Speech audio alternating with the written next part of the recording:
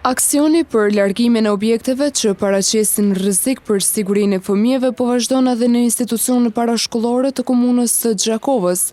Kësaj radhe ndërhyrja ishte realizuar në institucionin parashkollor Ganimetet Tërbeshi, ku ka nisur rënimi i një muri që ndodhej brenda hapësirës së institucionit dhe që ishte vlerësuar si i pasigurt për fëmijët.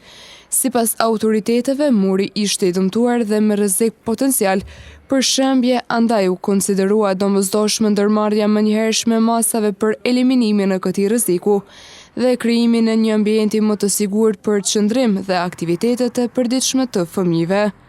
Drejtori i Drejtorisë për Inspektime, Ervin Shabani, ka dhënë më shumë detaje lidhur me këtë aksion.